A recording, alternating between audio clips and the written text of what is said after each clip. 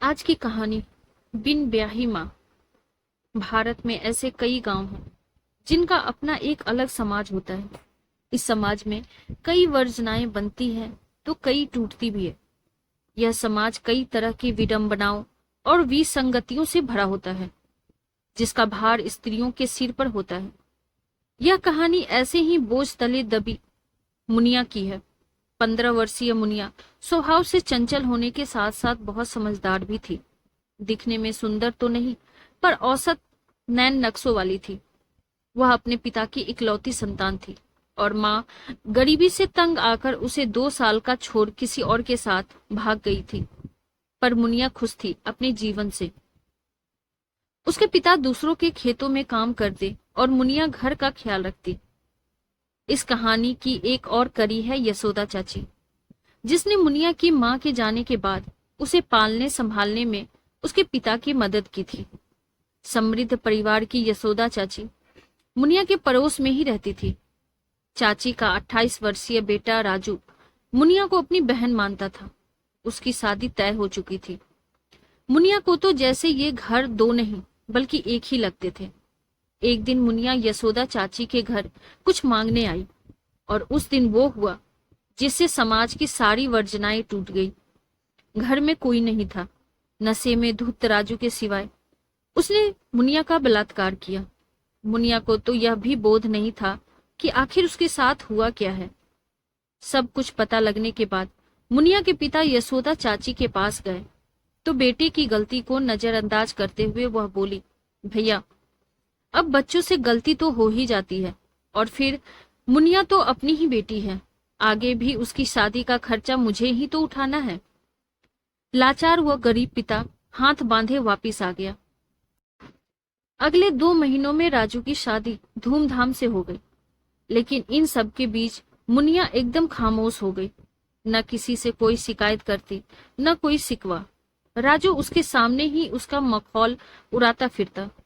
3 महीने बाद मुनिया को एहसास हुआ कि वह गर्भवती है। यशोदा चाची के सिवा वह किसी और को जानती भी नहीं थी। बच्ची ही तो थी। वह घबरा गई। यशोदा चाची बच्चा गिराने के लिए उसे अस्पताल ले गई, पर गर्भ विकसित होने के कारण यह संभव नहीं था। अब तो मुनिया को और उसके बेबस पिता को सहना ही था। यशोदा चाची के दरवाजे अब मुनिया और उसके पिता के लिए बंद हो गए थे। वह अपने आप में घुलती रहती। लोग तरह तरह के ताने देते, हालांकि सच सबको पता था। कुछ दिनों बाद दोनों बाप बेटी को जात बिरादरी से ही नहीं बल्कि गांव से भी बाहर कर दिया गया।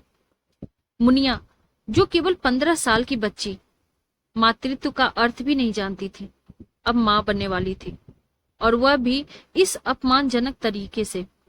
भगवान का वरदान उसके लिए श्राप बन गया था।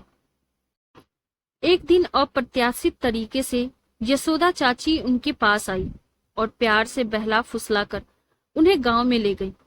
यशोदा चाची ने कहा, देखो भैया, हमारी बहू कभी मां नहीं बन पाएगी, इसीलिए राजू उसे उसके मायके छोड़ आया है।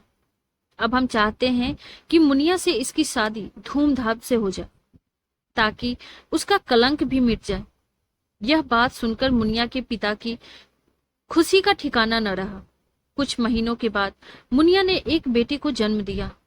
बेटे के जन्म की बधाई देने पहुंची चाची मुनिया के पिता से बोली, भैया अब मुनिया हमारे घर ही रहेगी और मेरा पोता भी। यह सुनते ही मुनिया शेरनी की भांति दहाड़ी, किसने कहा यह आपका पोता है? यह किसी का कोई नहीं है, सिर्फ मेरा बेटा है। जिसे आप देख रही हैं वह सिर्फ मातृत्व है, इसमें पितृत्व का कोई अंश नहीं है। मुझे या मेरे बच्चे को किसी की जरूरत नहीं। मैं बिन ब्याही मां बन गई, पर आपका बेटा कभी पिता नहीं बन पाएगा। मुझे किसी समाज की फिक्र नहीं। इस पर चाची उसे अगले दिन बच्चे को ले जाने की धमकी देकर वहां से चली गई। पर दूसरे दिन अखबार में खबर छपी कि एक लड़की अपने बच्चे को लेकर अस्पताल से भाग गई। मातृत्व ने मुनिया जैसी अनपढ़ गंवार लड़की को भी संघर्ष करने की शक्ति दे दी थी। कहानी अच्छी लगी हो तो वीडियो को लाइक, शेयर और अगर चैनल पे नए हैं तो सब्सक्राइब करना ना भूलें। Thank you.